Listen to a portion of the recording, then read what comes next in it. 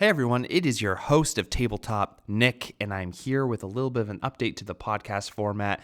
You might be asking, what's going on with Tabletop? I love Tabletop. Well, we love you too, but we are tired. So we are going to go to a 2-episode per month format for the summer. That is going to be from right now, May, all the way until September. We're going to release 2 episodes a month, one on the first week and one on the third week. You might be saying, but I want more. Well, there is an option for you. You can go to patreon.com/tabletop and get access to all of our old episodes of Wild Magic. These are bonus episodes that I think are fairly evergreen because it's just us talking about what we're into, what things have got us excited, and things that have happened in our life. So if you're interested in that, go to patreon.com/tabletop and you can subscribe for as little as $1 a month, and you will get access to that secret feed with all of those episodes.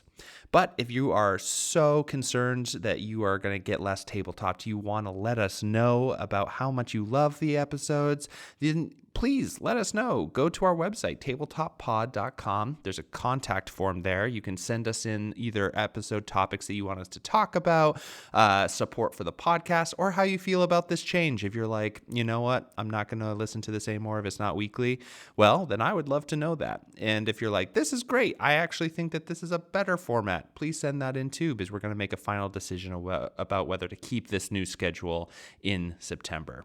All right, everyone, we love you so much. Please enjoy this amazing Cyberpunk episode. We're talking about Night City, and we will see you all in the episode. Goodbye.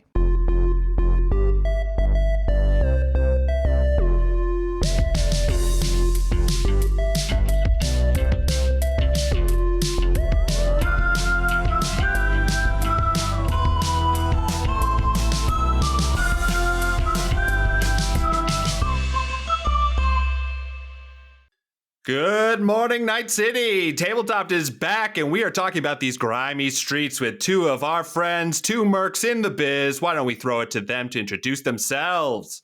Hey, it's me, Rio, from the podcast. Hey, it's me, Steven, from References in the podcast. Yeah, friend of the pod, Steven, finally. Welcome to Tabletopped.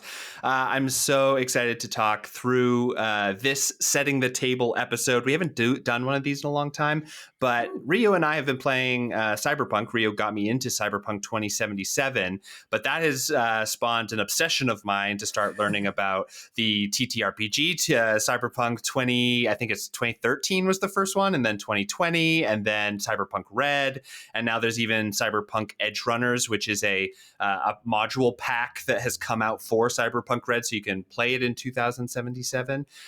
This setting is so cool, and Steven is also super into this setting, so we wanted to bring him onto the podcast to talk about it. But why don't we start kind of with people who might not be familiar with Cyberpunk? What is Night City? Rio, why don't you tell us a little bit of the sort of setting basics, and then Stephen, if you want to elaborate on anything, and we'll go from there. Yeah, so Cyberpunk Night City is a world where capitalism has run amok to the furthest end of that train of logic. And we've also gotten a dissociation between people and the community when everyone's like half machine, half robot, and you're experiencing the world through virtual reality simulators. Really hard to put yourself back into the position of these are other real people in the streets with me. So you just got this sort of super high upper class and just the bottom of the rung lower class existing in a city fighting for space. And everyone on the bottom has given up hope. Everyone on the top has given up empathy. It's a nightmare. But there are people who are still have a dream for a better tomorrow, and are out there edge running, trying to bring the corporations down and build everyone else up. Exactly. Steven, anything else to add to that?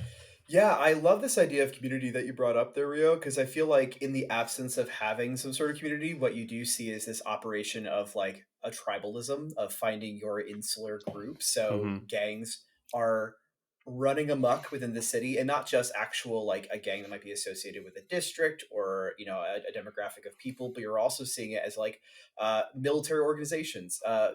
extensions of the government itself are treated like gangs in this too. You police of different corporations as well too. So it really becomes this ability to find like how do you survive, and solo legends are hard to come by, and they become legends because of the fact that they can stay kind of removed from that operating model. But the majority of people in Night City who are trying to take on the edge running or take on the corporations, they got to find some way to kind of group up. And I think what's really good about, say, the video game, which I think is the entrance for a lot of people in here, is that you start with a community as you kind of create your character, and then you are thrust into a situation with characters that evoke that empathy that is so lacking within the Hmm. entire world of Night City. And it asks you as a player to figure out what do you do once you have a strong emotional reaction to a character event with some people who are tied to your story. And yeah, it allows you to figure out who your community is going to be as you move forward towards the inevitable storyline. Yeah, a lot to work with when it comes to Night City. Yeah, one thing I also want to add in there too. You were saying like these government forces that are like the police and stuff that are extensions that have become these sort of tribal things. It's actually even worse than that. There is no government services. The corporations, these like small sort of for-profit groups, have become more powerful than any sort of government and have more resources than any government. And so Night City is actually autonomous, and like basically that means that there is no safety net. And I think that that's what both of you are saying as well. But I think that it furthers this sense of like lack of belonging. There is no sort of core identity. It is so individualistic. And Mike Pondsmith, who created the setting, said once that like Cyberpunk is not a setting in which you are going to save humanity. It's about how do you save yourself and how do you live in this sort of like high tech, low life sort of setting, which I think is really, really great, especially for role playing TTRPG stuff, because it's all like about your experience and like the direct group around you. To both of your points of like your direct fellows might be the only people that you trust, and maybe not even then. Yeah, for Oh, real. I want to bring up, you might not have read this yet, Stephen, but me and Nick just ran through the omnibus. But do you remember the story, You Have My Word? Yes. Oh man. Stephen, have you read the omnibus? I have not, no. All right. Well, it's a collection of like 4 short stories in graphic novel form. And You Have My Word is basically a great example of what Nick was just talking about, in which you watch this one woman whose name escapes me. I don't have the information in front of me. Um, who, in an effort to save her daughter, uh, well, I guess to say she has to choose between her daughter and her husband and granddaughter. Um, and then ends up just going on a full out rampage against another group of people who from her past, and it's all just like she's not going to save the city, she's not going to save her neighborhood. All she's trying to do is save someone Yeah. that Yeah. she loves, and every decision towards one of those groups, daughter, granddaughter, pushes her father away from the other one, Yeah. and she's trying to stay in that middle, and it is just not possible thanks to Night City and how it operates. God, that's so interesting. Yeah, but it's a great point, Rio. Like throughout a lot of the stories that are told in Night City, you're basically going to be asking your players, if you choose to set something in this setting, do you want to achieve the thing that you say you want to achieve, or do you want to survive? And Mm. those are the choices. Because the survival usually means get any little amount of money you can and leave. That is the only way people escape Night City. Hey, it's The Quiet Life or A Blaze of Glory. Yeah, am I right? exactly. You're talking to 3 nomads right here who are like, first endings, it's nomad. Let's peace out. I'm good. We'll have a restful time. No, I feel you're right. No, it's like it breaks that model, which I know you've talked about a lot on the pod of like try not to win, right? D&D, and not make like simple win states. Night City, I think, is a great setting to have no win state. You can Yeah. have achievements of a mission, of a task, of a thing, but the consequences of success are so high. And even the idea of putting your name on the map puts risk on you as well too. Yeah. The whole storyline in the game with Dexter allows you to see what happens when something goes wrong. You're watching a failed icon come back to the city and fail again, and just show like how much Night City entraps you in it, and how if you try to bet again, you will always lose. So I think that Night City becomes such an entrancing setting to kind of play in, because it tells you, the player, what matters most is going to be this group of people that you're playing with, maybe the few NPCs that you're going to inevitably adopt throughout the process. Yeah. And that's really it. Try to stake out what matters to you. I think that to me is like such a powerful way to look at tabletop RPGing, as opposed to like grand and epic adventures. You will not reshape the world. Period. I mean, and to put onto your example right there, but like Dexter Deshawn wanted to go out as a legend. Elizabeth wanted to go out as a legend. Judy wanted to mind her own fucking business. Who survives this game? Yeah. Hey, maybe there's one like potential like break of that is Pan Am, who's like trying to make something of it. But even then, Pan Am's like story is, oh, I want to do that for my people who are all getting the fuck out of here. So remember, Pan Am stays out of Night City as much as possible. True, she goes into Night City to be like, I guess I'm not a nomad anymore. I'm gonna try making there's something more elsewhere, to quote Coriolanus. But then she almost immediately was like, nope, that other thing was where I'm supposed to be, and leaves again. So like that is also part of it. And that falls in where she had that strong sense of empathy, that strong sense of community, and it pulls her back out of Night City before she gets trapped in. So the nomads are kind of like a safety net in that sense. But you also like, there are no good guys, because you see all of the different, like the game doesn't basically shows you all of these different factions, and you work with most all of them during the game, but you also kill a lot of each of them during the game. Like there are like there's a game called The Animals, which are people who are like really into getting like super jacked and then putting as much cyberware into their body as possible to be as strong as possible. And guess what? You kill a ton of them, but you also go and box one, and she's like, you're pretty cool. yeah, you find cool people in every gang that you're almost every gang, Maelstrom notwithstanding, except for maybe Brick. But like you get like someone cool in all these gangs to make you go, wow, this is my new favorite gang, and then you go, oh wait, no, no, I hate you. No, I hate that. They're all bad. And it's I think a perfect place to set a campaign too, because we've talked on Tabletop quite a bit about clocks and sort of failing forward. Night City is, even when you succeed, you're failing forward, because the walls are always closing in. Like if you go and you successfully destroy this like hideout of the Tiger Claws, which is a gang, and you save a bunch of these people, well, guess what? The rest of the Tiger Claws tomorrow are all going to roll in, kill everyone in that building, and be like, okay, we've reestablished our headquarters. You know what I mean? Like there is no sort of like permanent successes, which actually makes it a lot more interesting to go in, because you're constantly having to have that dialogue with each other, saying like, if we do this and we don't do this right, we're fucked. Well, that's why you got to become a legend, man. You can't stop the Tiger Claws. You have to end the Tiger Claws. Even if you try to become a legend, like look what happened to Mayor Perales, who's trying to do good in the world, and then they decide to throw in techno mysticism underneath all of this. With like replace his memories with other memories. Conspiratorial, Mr. Blue Eyes, and like, so they have another layer that you're watching as someone who is basically the top of the top, is associating with all of those strong factions, is going to work with them, and then they're like, yeah, but there's still another wall for him. Even on the top of the skyscraper, there's this wall of a, maybe a Gang of Four-esque influence that's around Night City, and you're like, oh fuck. Yeah, because I think it allows you as a GM to be like, no matter which avenue like players go down, to create some sort of boundary that kind of just keeps the pressure on. Here's a question for both of you, since we're talking about I guess the food pyramid, the food chain of Night City.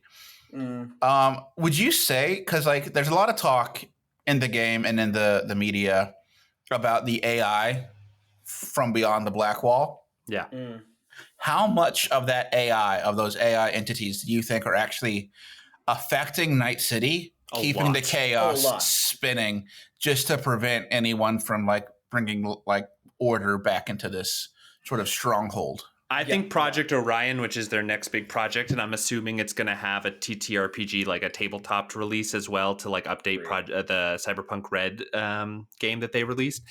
Like, I think that's all going to be about AI, because the Black Wall is like all of the companies are poking holes in it. It said a bunch of times, which for the listener, if you're not aware, the Black Wall is essentially a big program that is made up of a bunch of like AIs that have been turned into a antivirus software for the internet. Let's block you there, because I think we have to talk about the old net and then the new let's net. do that. Let's run through let's do a very quick history of the like cyberpunk world. Let's talk about Bart Moss.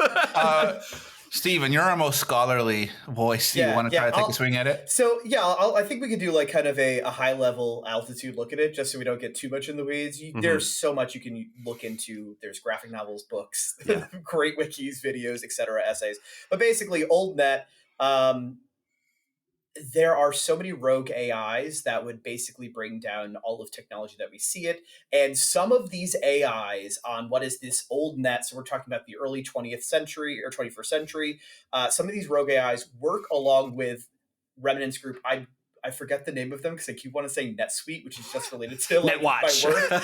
Thank you. NetWatch, which is the closest to like, we look into the abyss and the abyss yawns back at us, I think. So that's another one of these morally gray groups, because they're just focused on keeping this Black Wall up, which is this program of AIs that basically elected to say, hey, it is worse for our existence to have these other rogue AIs basically going into the web, going to the net, to satellites, to all of existence, and causing chaos and calamity. We want to keep them all engaged. So the internet has gone back to almost a read-only internet. We're talking about simple programs, simple websites that are just a few on the side of what is the accessible internet. And located city to city, so there's no mass global internet information. Everything is essentially a LAN party. Exactly. Because originally, to your point, Stephen, originally there was this net, which is like the internet like we know, except technology has diverged in such a way that bioengineering has become such that you could jack your neural interface directly into it and sort of surf the net with your mind in a digital sense. So there was this big net that was really safe. It was almost infinite. It felt like it was like a place where people could kind of do anything. And then because of this one guy who was a net runner named Raish Bartmoss, he was the best net runner, kind of discovered the internet in this way. The corporations first killed his body, and then he was a program because he digitized his own mind so he could continue on after his body died. And then they killed that. And he had set up like basically a dead man switch that when his digital form was destroyed, that a worm virus would come out that would replicate infinitely and destroy the internet. He didn't really mean to destroy the internet. He was just trying to uncover all of the secrets that the corps were sort of keeping behind their firewalls. But in what happened is it just sort of released all information at once, and all these AIs that were on the old net sort of absorbed all of that information, became sort of power crazy, but also just like nutty AIs. And they had to then put up the Black Wall to essentially cordon off usable sections of the internet, to Rio's point. So each city has sort of a localized internet that can't communicate with other places. So that's sort of the setting where it is now in 2077. The Black Wall is still up, but the corporations have sort of, enough time has passed that they're like, but the AIs out there are really good at what they do, and we want to use them to do stuff. But like, this is another thing about the setting that's so cool, is like, boat travel isn't a thing anymore, because there were sea mines during one of the corporate wars that had an AI from beyond the Black Wall that just started infinitely making new sea mines. So the ocean is impassable by boats. You cannot use a boat because of all the mines. That's why they have airships to do all of these deliveries, and a maglift that is like intercontinental. It's like there's so many cool little details that you could base your entire game around. And I think there's also like what I think is really cool about the idea of the net and what it represents, like why there are these people poking holes in this Black Wall, is the idea that like it's just unfettered capitalism. It is Mhm. I want more power. How do I get a leg up? And their corporations are all have been at war, either literally at war, like going to actual physical combat, or through subterfuge, espionage, other types of interfacing and fighting for decades, centuries, almost at this point in time. It's always trying to get that extra leg up. And I think when you're looking at just trying to grow and become more powerful and trying to have that advantage, there is a lack of awareness of what the consequences of that might be. So Yeah. I think there's something so cool about the idea that we are like, as you're playing the game in the video game and as you're setting in maybe 2077, because that's the hot topic right now, like you are kind of heading towards a disastrous crash. You are on the Titanic watching as the iceberg is coming towards you, and it sort of seems insurmountable because the things that are created beyond that, the thing that these programs created by Bart Moss, are truly unknown. Like people these days, their knowledge go, oh, I have no idea how to create this. I have no idea how this was even generated by these legendary edge runners or data runners back in the day. So it's point to you. I think one of the missions is you have to use a punch card, and there's only one person in all the nomad like society that understands how a punch card machine operates. Yeah, and what Rio means by a punch card is literally like punching into work, like putting a physical piece of paper into a thing. The old school binary. Also, part of the loss of the internet, like with data crash is what they called. Like, all of that is a loss of information. You lose what we have now, which is the high-speed internet at our fingertips with all of this world of data, the centuries of history, millennia of history. That's gone. So adding on to this corporate capitalist hellscape is the idea that corporate propaganda is running wild, recreating history, recreating events. Bart Moss is kind of cool in the sense that he dies well before the game even begins, because his body dies, and then his mind is out there in the net. But there's rumors that like, oh, he's around, because programs are pinging saying I'm still here, and so there is history that can't be verified. So you're living in a world without verifiable truth as well too. That we were kind of talking before the pod, is as you start to see some of the characters as they're able to dive into their own memories aren't like they're not there's errors within them, like they're fallible, and we expect it to be like Black Mirror, where you have that like little grain behind your ear and you just like go back and play, but that's not how it is. You're just going back to your memory of it, which is like any of the things that you misremembered is just how you remember it. And you're seeing people replay wrong history over and over again. Really weird is that I was reading an article, and it's like you don't remember the event, you're remembering the last time you remembered the event. So you're just getting a copy of a copy every time you go back and think about something. That's why people can remember a story that they have never experienced in real life, because if they tell the story enough times, and like you said, they're remembering that story, they're like, oh wait, that did happen. I forget when this happened, but it happened. It's like, But like it's such a cool setting too, because no matter what, even if you want character, like if you have players who are like, I just want to play my same person and I don't want to die all the time, this is like a really lethal setting, so like I'm not interested. Well, they've kind of figured that out. There's this thing called Soul Killer, which digitizes your brain, and they're put it on something called a relic, which is a data chip that you can slot into a new body. Like you could literally play the same consciousness, and I'm using air quotes because, transhuman consciousness is its own thing. But like you could play the same person, but have a bunch of different bodies throughout a campaign. You could play a game like that if you wanted. You could also play a game where it's just one person, and when you die, you're done. Like there's a lot of different ways you can do this. I think you'd have to homebrew in some altered carbon tech. I think Soul Killer had like, if you look into like the game lore, Soul Killer is like brand new high. No. It's been around since the 2020s. Alt made it. Yeah, that's why Alt is a program, is because when she was killed by Johnny, that was in like 2013 or 2018. And that is when Soul Killer is developed. It was just kept secret for a very long time. So, and to your point though, where you are right with Rio is the idea that like it's not perfected. I think when you go in, you hear about it for first time on that memory, and you hear Yorinobu talking about it with Hellman, and they're mentioning like it's not up and running. Don't just like throw it in your mind. Don't yeet someone into a new body. Definitely don't put it in your mind and die. Definitely keep it frozen at all times. And you're like, okay, oh no. Imagine playing a character that has your old character in like slotted into your new character's head, and like the consciousnesses are merging. Like do you play it like it's two people, like two minds? You could start playing it that way and then eventually have them merge, you know what I mean? And then you're just like one new entity. I mean, this game and setting just has so much depth and interesting stuff that it allows the players to be super creative without breaking the setting ever. Like, Steven, you were saying about the kind of mysticism of the net in some ways.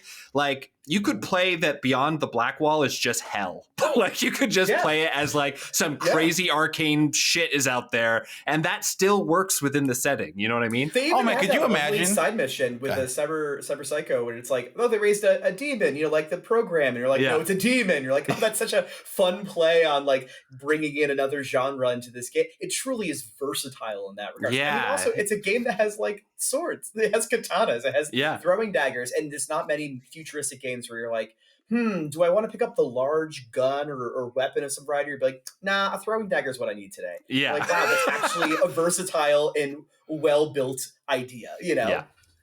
I want to hit a weird point of where like an AI, you know, because they exist, but one gets like all of the data of all stored religions and just creates itself as like the most terrifying of every religion's demon devil. Yeah. Because in cyberspace, you could present as anything you wanted to. So it's like a biblically accurate, accurate God, but it's an artificially intelligent, accurate depiction of a god. Yeah, like Steven, you were talking about like how history is not really a thing. Maybe like the old Library of Congress was all digitized, right? And so you have all of this like historical text in there. And maybe after the data crash, all of that data merged into an AI that is now just like is like American history as a person. You know what I mean? Like you could do anything you want, which is really cool. But also you, like what Ria was just saying, where you can present in any way in cyberspace. You don't even have to use Night City as the physical setting the whole time, because anytime they go into cyberspace, it's sort of like a built-in holodeck where you can do an episode in ancient China. You could do an episode in like a D&D universe, because that's all in there. You know what I mean? Yeah, and I think there's something really cool to be said that like you can even have this spectral characters of someone whose mind, whose consciousness is projected in there. So you can kind of play for like dual platforms. You know, as a kid, I always loved some part of Return of the Jedi, because it's like, oh, there's a theater in Endor in space, and I always gravitate towards like the idea of split action, but all tying together. You know, one action depends on the other one, and you could really play upon that very well in Cyberpunk Red or Cyberpunk 2077 or whatever setting you want to do, and have like contingencies and success built upon a variety of characters, not just like, all right, well, Paladin go burr and we're good, you know? Now I want to play a Night City game that uses the story of Star Wars. Yeah. It's like, or I mean, you could literally do that. There's like the movies Star Wars, like the Star Wars movies have become sort of like this weird pocket of the net. So, and you need to go in and get like a specific data fragment out for like a job, but you're going to have to play through Star Wars. Yeah. You know, I think also highlighting, because I think we talked a lot about, you know, some very light topics like, you know, capitalism and, you know, all of the darkness here that's involved with the Night City. There's still so much comedy to be had within this world, because there's so something funny about like the laughing so you don't cry of the world around you. And I think going back to something we were kind of talking about at the very beginning with like dreams, Rio, that you had mentioned, is like people are able to live their dreams here really well.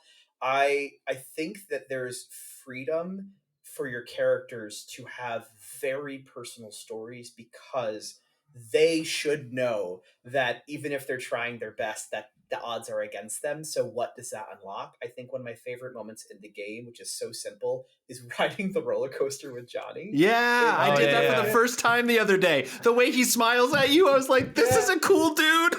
Yeah, and then so for those who haven't played, it's a very, very minor side mission, so not spoiling too much, but yeah, you go to this like Pacifica region, which was like going to be like you know, like a boardwalk, and it immediately went to hell as all the investors backed out, and it's now taken over, obviously run by gangs and stuff. I think this was the fourth corporate war. Yeah. Yeah, undesirable area for sure, which has actually kind of become its own autonomous region within the free city of Night Yeah. City as well too. But there's an old roller coaster, and you find a bunch of Voodoo Boys, which is the gang that kind of runs this area, and they're like, "Oh, we're just trying to get this fixed up, man." And you can just do like little things like plugging in a battery, and you're fixing it up. Like, "Oh, sweet, man, you want to take a ride?" And then they're just like so nice to you. They're like, "Ah, that was so cool." Okay, And we had very different experiences of this. Oh, did you kill him? Oh no! Did you kill him? Oh, Well, no! Placide is a fucking asshole, and I did kill all the Voodoo Boys. All of them, no. At least in Pacifica, Dogtown, there are still. I will say, Boys. Placide and the Voodoo Boys definitely low on my list when it comes to people, because this is a gang whose goal is to deliberately poke holes through that black wall we just talked about, because they're like, well, it's going to happen eventually, so we just want to get on the good side of the horrible rogue AIs that are going to. We'd rather be first. We'd rather be first in their friends and their loyal soldiers than do anything else. But yeah. Yeah, and I want to circle back to about what you were saying there, Stephen, because I think that there's another aspect to it that I really love, where you were saying like you're allowed to have these super personal moments and stories because of the world, but it's exactly that, but it's because you can't, like in D&D, in Pathfinder, in Monster of the Week, in all of these other games, you're playing from a perspective that morality is still important and you should try your best to be a good person and right the ship, essentially. If there's a evil baron that's oppressing a town, you probably want to go and try to figure out how to make that right. You know what I mean? Yeah. In Night City / the Cyberpunk universe, that's just not an option. Like, you can't. You are living through the end days, essentially. But everyone is still trying to snatch, their chance at happiness. And that only allows for highly personal stories to be left. You know what I mean? Like, you could have just like this bar that the characters all meet in and like establish as a thing. Maybe that is threatened by a gang, and the whole campaign is just trying to make it so that this bar survives the next 4 weeks. You know what I mean? Yeah. Like, it doesn't get burned down because the bartender owes money or something. It's here's my pitch. Yeah, go for it, Rio. Okay, you got your bar. It's on the line between two of the territories. Let's say somewhere between 6th Street and who's around 6th Street? Boo. It's the Boys, Valentinos. The Valentinos are very close. Yeah. So there's a bar that's right on the street in between these two territories, and they're having a big gang war, and that's your overhead. The Valentinos and 6th Street are fighting over this neighborhood, and all your characters want is to just make sure that this building survives. You're not trying to win or figure out who's right. You're just like, how do we gather resources, how do we buy neutrality for this spot? Yeah. We're going to be giving out a lot of names of drinks, guys. We're going to be doing a lot. Honestly, you're trying to do missions for 6th Street to keep them off this, but then you also have to keep that information away from the Valentino so that they don't. That actually brings up a thing we didn't talk about, which is really cool to use as a GM if you're running a system, is the idea of fixers.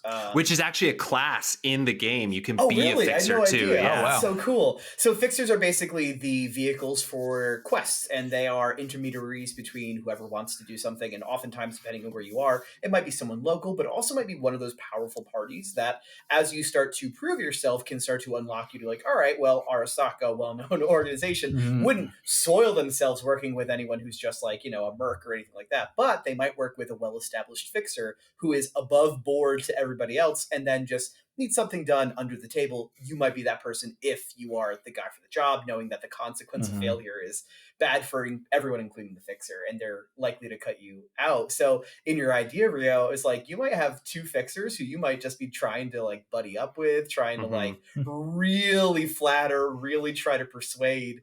And it's fun having NPCs like that are fixture NPCs that you could really linchpin a lot of story around, and then like watch as the players inevitably fuck it up or like have success and like have the consequences of their action. It's also great because like I was talking about as you were talking about the fixers being all these different people, your quest givers are they can be super varied in that it could be guess what? You need $10,000 like for whatever main quest the GM has based this campaign around. However, like this fixer pays the best, but is definitely in the pocket of like Militech, which is essentially the US government, but just the arms manufacturing side. Like that could be a thing where you're like, morally, like I am making this neighborhood that I live in worse because the corpos are coming in and just draining all of the resources out. You know, they're just bulldozing tenements and like getting all the homeless folks out so that they can make this like the next, you know, big hotel. But if you help them with it, you can make money easy. Or you could maybe there's another fixer that's like El Capitan, who's my personal favorite fixer, who's just like, guess what? I fucking hate all of them. I'm here for a quick buck, but also we're going to do this the right way. We're going to like take care of the people in this area. So like you can have all of these different things so you can feel like Robin Hood or you can feel like, you know, Walter White. So it's like, again, very flexible within the setting as well, morally. What, no love for Regina? No love Regina's for great. Higgins? I just like she almost seems like a little too goody two shoes. Like a lot of the time I was like, man, I am doing hugely dangerous work to just like bring this guy who doesn't even want to be saved to Regina. You know what? You know what soured me on Regina? Yeah. I would took down like 4 or 5 cyber psychos non-lethally, and then one dies, and she turned on me immediately. She was so mad about it. I'm like, have you fought these cyber psychos? This guy had like an exosuit on. He was throwing cars at people. I was like, could you not give me one, Regina, with a little grace?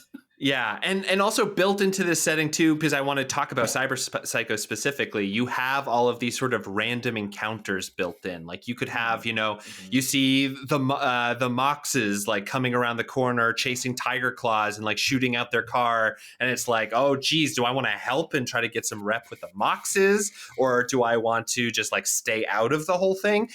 Another street, 5 feet away, there could be a cyber psycho, which is somebody who is basically disconnected with reality. Usually it's because they have a lot of chrome and not any social connections in their life. And so they just basically lose all empathy and go on rampages. Like you could have those as random events. You could like in your game have your people as they get more powerful. You could be like, hey, guess what? You're starting to feel that pull towards like, all these people are just bags of meat. Like you don't care about the owner of this bar anymore. Like why the fuck would you? She doesn't pay you to try to make this a neutral territory.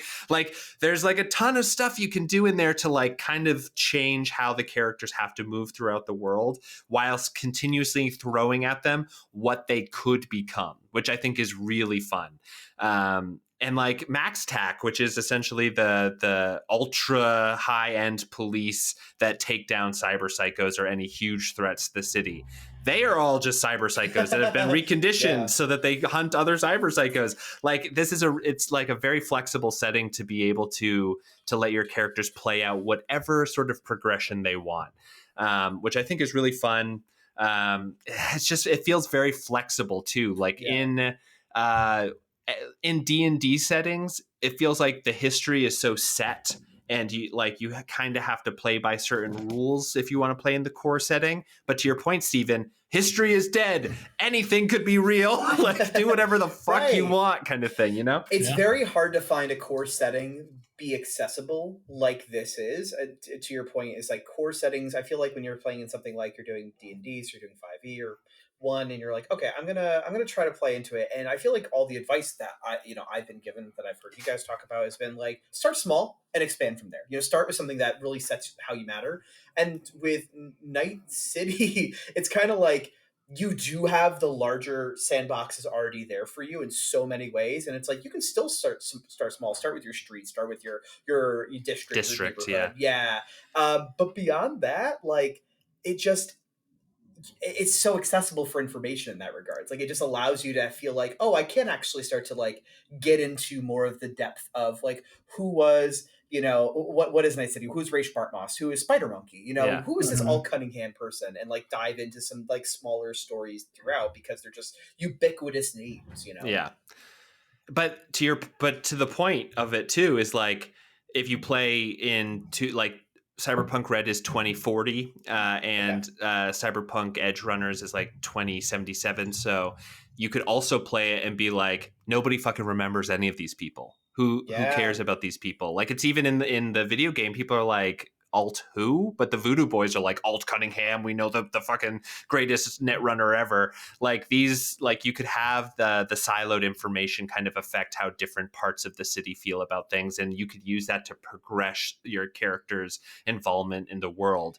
But one thing I love about it too is that it's surrounded essentially by a nuclear wasteland. It's like California, it's in the middle of Yeah. California, but the Badlands are all around you.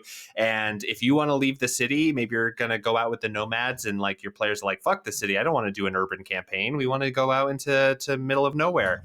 You can do that. You can just go out and then be smugglers trying to get over, specific crossing points that the corporations are trying to control trade through. And that could be your campaign. So I think that it's like, it does the work of all of the faction building for you. And you just get to like drop your players in it. And it's sort of like all the pre-work is kind of done, which I think is very fun. Yeah. Yeah. Yeah. Good points. Yeah, I think if I was going to play in a Night City game, I would be like, we're making a new faction, and we're gonna decide how we feel about all the other factions, and we're gonna play from I feel there. like that's a very doable. Like that's almost like something I kind of wanted out of Cyberpunk 2077, because you start to collect, and like I think on like the main storyline, like okay, well I'm like connected with the Valentinos a little bit, and like obviously the Mox I'm gonna play with a little bit because I need to, and like you start to kind of collect, right? And like I kind of had hope for like Placide and Voodoo Boys to be like, maybe I'll get a few of them, and you kind of create this, your Avengers of different gangs together. But of course, it's not what Cyberpunk is. It's not what Night City is. It's like banding together to fight against the corporate overlords that say, no, fuck you, I need to survive. So that's what's going to happen. But it's such a good idea to be like, I want to have like, we're going to be Fifth Street and we're going to figure out how we can make it up in the ranks. And I think that's a really cool long-term adventure that you can easily run. Absolutely, because like there are a bunch of currencies in the game. There's Euro dollars or eddies, which are like your basic dollar gold sort of equivalent. But then the bigger one is trust, right? Like if you can get the trust of another powerful person, that actually means a lot in the Cyberpunk universe. The fact that like a fixer owes you one means that you can call a favor and they basically can't say no.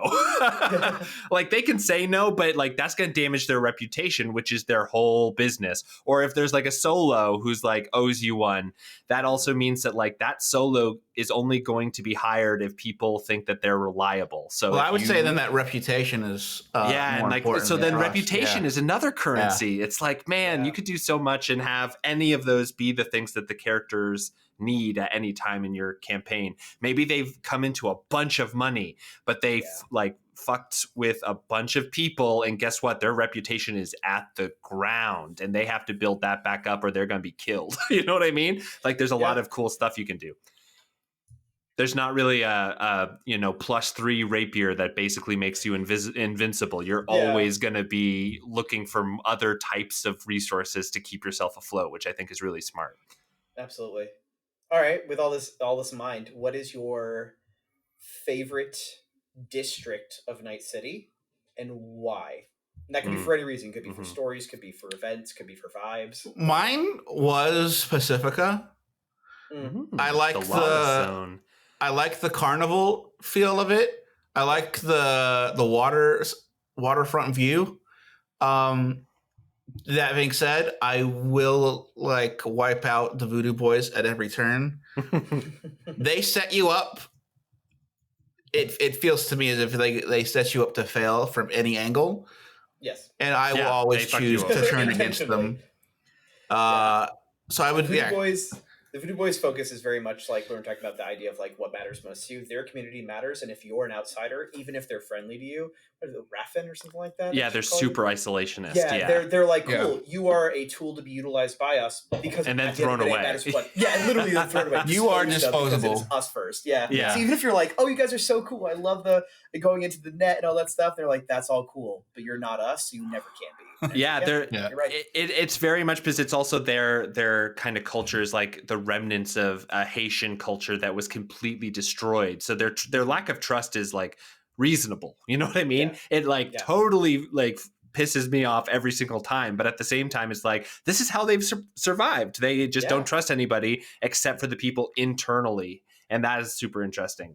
For me, I think my favorite districts, I think it's between Haywood, which is very much like kind of like a Grand Theft Auto, like kind of like very local feeling district where it's like very small time. That's where the Valentinos are. That's where like the main fixer in that area is a priest that operates out of a basketball court, you know. But I also really like Watson because it kind of has like a middle class kind of feel, which is so unique in Night City. But those two are definitely my favorite to run around in. I definitely see what you're saying, Rio, about Pacifica. It is like the most unique probably out of all of them. And I would also like City Center is pretty cool because it's the only place where like all the corporations are. Nick's just going to name every district. Yeah. I'm just going to go through them all. Like Corporate Plaza. But Haywood or Watson. I think Watson probably wins out, but Haywood also feels great. Yeah, I agree with Watson. I think if I had to go with one, I actually, in the most recent playthrough I was just doing, I really was interested in exploring more of Rancho Coronado because there's something about it that just feels very, like, strange to be in this. And Rancho Coronado is on the outskirts of town. It's almost like a place where they did forced suburban relocations of people, and it's run down. There's like a Ferris wheel that's fallen over for like a fairgrounds and stuff. So speaking of more, it's like, also one of like it's skyscraperless. Like it's underdeveloped as far as the rest of the It feels very City. LA. You know what I mean? Yeah. It feels also very like Grand Theft Auto in the sense that like sometimes you're just running through and you're like, oh shit, what did I just stumble into? I have to run away from it 'cause I'm not ready to have this type of encounter. And then you're like, you're just constantly hopping like backyard fences and going into people's yards. Also has some of my favorite missions when it comes to like trying to like go in or like infiltrate because it's a house and you're like, oh, how do I get into a house? Like, after doing like massive, like how do I break into this like factory or this warehouse? And it's like, no, it's a home that's 2 stories. It has a back door, one door. There's a storm hatch to the basement if you want to try to go down that way, and a garage. And you're like, oh right, this is a different type, like it's just a different vehicle to play the game in. It's just fun to have that variety. But also, I love the vibes of downtown Japantown, too. Yeah, Japantown's very cool. Not a place I don't think, like, if I was like, oh, where do I want to live? Probably this is actually in Night City, but... I want to put this out there. Oh, you go ahead. No, I was just going to say that that is a thing that we haven't mentioned, but because of the setting, it is like every big powerful place in the world has kind of staked a cultural claim on Night City as well.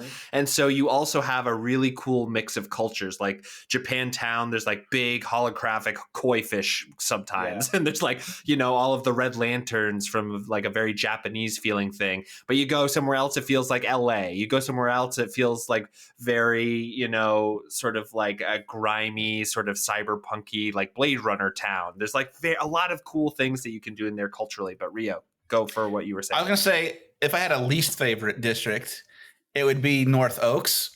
I hate driving around North Oaks. Yeah. And it's just long stretches of very curvy roads.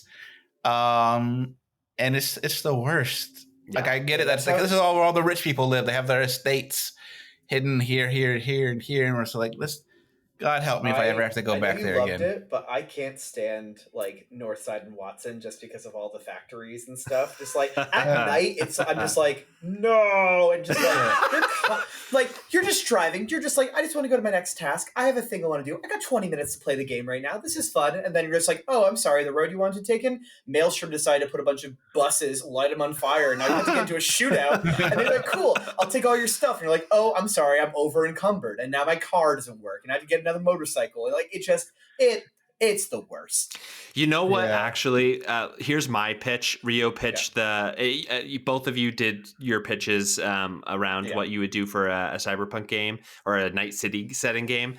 I would do a trauma team, which is like basically think of your medical services and private insurance mixed into one, and they only save you if you have enough coverage. But in order to get to you, they are willing to kill their way to you, save your life, and then drag your half-living corpse back out via gunfire because that's, you know, you've paid the premium.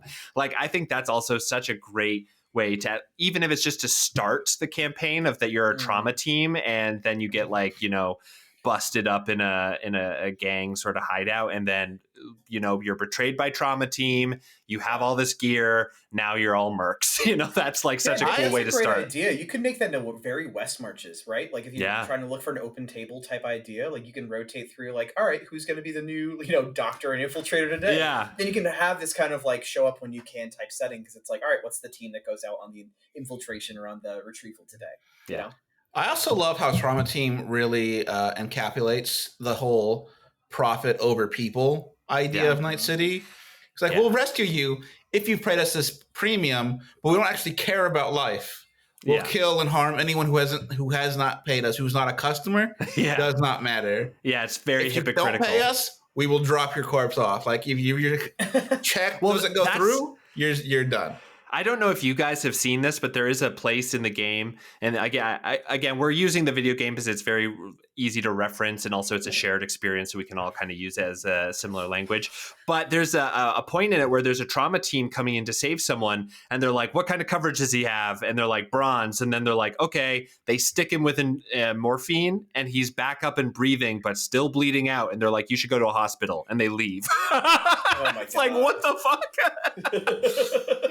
Okay, so we're getting to the end here. So why don't we talk a little bit, just like very briefly, we'll go around and talk about if you were playing a setting of Night City, or if you were running a game in Night City, what are the core tenets that you're trying to hit to make it feel really good? Some of the ones in like the Cyberpunk game that Mike Pondsmith sort of sets out for folks. And for people who don't know, Mike Pondsmith is the person who created the original Cyberpunk ttrpg and setting. He says basically style over substance, which means everything has to be cool as fuck, and substance, like the actual way it works, doesn't matter as much. It's just like do the cool thing, which I think is a great TTRPG rule. But also you have high technology, low life, which means you can do crazy stuff and like have mechanical arms and have all these like crazy futuristic things, but life is really bad, and life means very little to these people. It's actually more worthwhile to have a cybernetic arm. That's worth more than a person's life. And then the final thing is the street finds its way for things, which is there are inventions all around us that we kind of as a society have decided work specific ways. In the Cyberpunk universe and in Night City, the street has found the most violent, aggressive use for all of these things. So like that should open a lot of doors for you creatively as well. But with those out of the way that Mike Pondsmith set down for us, why don't we talk a little bit, we'll go around talking about like what do you think is really important to encapsulate if you were running a game in Night City? Rio, would you like to go first? Want me to? Wow, way to buy time for yourself there, buddy. I just want to be a gentleman over here. No. I can go. I was going to say... First. You know what? No, you're going to call me out like that? No. I'm never coming back here. No, coming back. All right, so first thing I wrote down, as you were talking, I was taking notes. Thank you. Atmosphere, I think, is the first thing for me. I think like what I really appreciate as like I'm running a game right now, or like I'm in a game right now, it's like what I would love is to have that atmosphere. So we're talking about like the music, the setting. You don't have to go over the top. Don't like bust the budget here, but just like try to create that world with that's like synth drenched, that is like pounding bass, that is giving you this like feeling of that. What is cyberpunk? What is that kind of neo-futurism view of the world? Mm-hmm. I think atmosphere is the number one thing I'm laying in, regardless of where you are. The night times, I think, are the most alive times of Night City. You know, I guess play on the name. I think whatever I would be running would be very player driven. So it'd be very driven by what the players want to do, but specifically tied to their stories of what is that accomplishment of like my survival or my dream? What am I trying to do here? And I think the in between is what I want to really look at, which is the idea of the environmental storytelling that I think, Nick, you hit on earlier, is like, you know, the Mox are in a shootout with Tiger Claw somewhere else, or like you happen upon a cyber psycho. What is the city as a character? And I want to really lean into that city being a character at the table as well too. And throughout the player driven stories, I would love to be like, how much is the city trying to play against that? So that is the antagonist of the ultimate story is Night City. Yeah. So that's kind of how I think the big three things I first come to mind is trying to layer in a system that I'd run. Yeah, if I was going to play a game, it would also be city as a focus, but I'd be playing against like the claustrophobia of the city. How does it keep encroaching like tighter and tighter around the player characters? Yeah. I would start them off, basically they're nobody, they're living on the streets. They need money for something, they do a job. Now the fixer knows them, but they run afoul of a gang, and maybe someone got hurt, someone needs them, and so now they have strings on them. A lot of RPGs use strings, and now in order to get one of those things resolved, they have to do something else, and that brings more attention, more obligation, and it's just, I think with each adventure, I would try to like sort of just like build a tighter and tighter wall around them, to where every decision has like 2 or 3 domino effects or mana burns, where it's just like, I was happy, broken, alone. Yeah. And I just want to get back to being safe in my own apartment. How do I untangle myself? But it's just worse and worse. Just gets tighter and tighter the more that the players struggle against it. And so either it's go big, become Night City Legends, or you're just going to have to leave Night City. You just have to go. Yeah. Find another place to spend a couple of years. And how long can I keep the game going before one of those two things happens? I think that's such a brilliant way to put it, Rio. Like my suggestion was going to be very similar of like, this setting and the player's choices should feel like a match. Like you light the match and you have like 10 seconds before it burns your fingers. Like you have this big burst of like chemical reaction, and then you slowly have it burning down into a dangerous place. And like you've put that so well, Rio, of like the walls are closing in. Like how long can I keep a campaign going as a GM before one of those two inevitable outcomes happen? It's a very good way to put it. Yeah. Yeah. What were you going to say, Stephen? I cut you off, but you were about to say something, I think, brilliant. I don't remember. But okay, no, cool. I like this. I love that idea, yeah. I think they're really cool. I like how even at the end of it, you're like, there's only 2 options. And the option of like, go big, which is just like what they have been doing, which is like perpetuate everything you're trying to escape. That's a solution, isn't it? Not a solution, not in the slightest. And then I guess that actually brings up one more thing for me is the way that I would try to make the players think about stuff is power and like wellness are inversely correlated in this setting. So the more powerful you become, the more unwell and worse off you ultimately are. So I think that actually works really well in TTRPGs, because usually it's the other way around. The higher level you go, the safer you become, because you can cast Wish and change the entire fabric of the world. But this is like, if you have decked yourself out in cybernetics to be super powerful, nobody can shoot you anymore because you have like subdermal armor under your skin, but like you can't tell who's a real person or who's imaginary anymore. Like that's not good. Like there's such a palate cleanser on this campaign or on this system, whatever you're running, to just kind of break down those ideas of what D&D or what other dominant tabletops might be for you as a player or as a runner of the game itself. To say that like with that growth and strength means, Rio perfectly said, the world's closing in on you. Shit's just going to get worse, like exponentially too.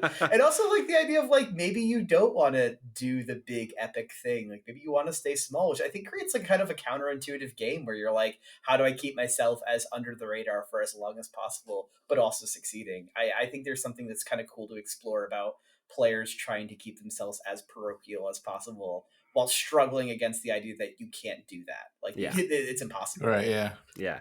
You're either drained of all value or you make enough value that it's more valuable for people to kill you. But yeah, I think one of the ways that the actual Cyberpunk Red system goes about this, and some of the old Mike Pondsmith developed ones as well, is that you don't ever really gain health as you level up. You get more powerful, you get better at things, but you don't become more invincible. You know what I mean? So like you're always trading your ability to survive as a real person with like your ability to do other things. I don't know if that's how I would always run it, but I would keep that air of like, you are not invulnerable. You might be level 15 or whatever, but like in D&D, that might mean that I can't kill you anymore. I can just make you uncomfortable. In this Yeah. setting, it's like I can do whatever I want to you. I feel like you kind of do need to have that lethality attached to it because remember when we all played? It was like a homebrew version that was overlaid on D&D, so it like kept the D&D rules while also adding in the cyberpunk elements. I felt like we got too strong too fast with no accountability, and at least the way that we created it. Where I think Shade's character was like sniping from an ungodly distance away and be like that's like 300 damage. Yeah, all right, cool. I streamed it to all my friends, and like we all became these epic characters instantly. Just because I think that a little tweaking, obviously. Yeah, D&D is very power fantasy. Yeah. Whereas this game is more like story-driven reality.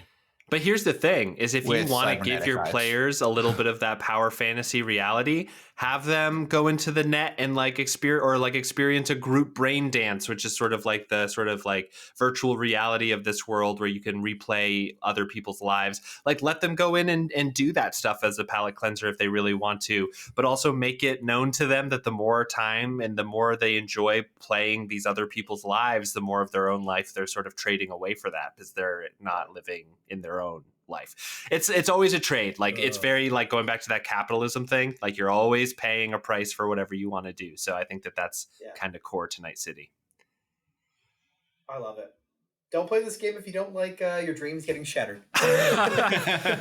All right, everyone. If you liked episodes like this, you can find it here in this feed. We are Tabletopped. If you want to hear us talk about a specific system, a specific setting, or a specific topic about running games or playing in them, go to our website, tabletopppod.com. Use the contact form there. We receive all of the emails sent to us, and we read them all as well. I bet you don't know another podcast that can say that.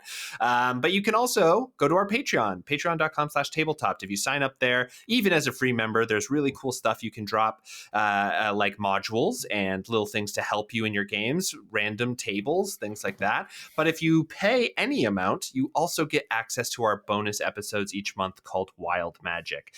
So feel free, if you're interested, to head over there to patreon.com/tabletop, and we will see you all next time. But before that, thank you so much, Stephen, for coming on. Is there anything you want to plug? If people want to find you anywhere, anything like that? No, I'm going to be very off the radar with this. I don't do a lot of social media here. I'm just a friend of the pod. Don't find me at anything. No, I'll just be hanging around. Maybe pop up another one and talk about bards again. You might see Steven at a CVS if you're lucky. Yeah. Maybe don't look for him. Don't find me. Not finding anything. All right, then we will see you all next time. And Steven, come back anytime. We love to have you. All right, bye. Bye.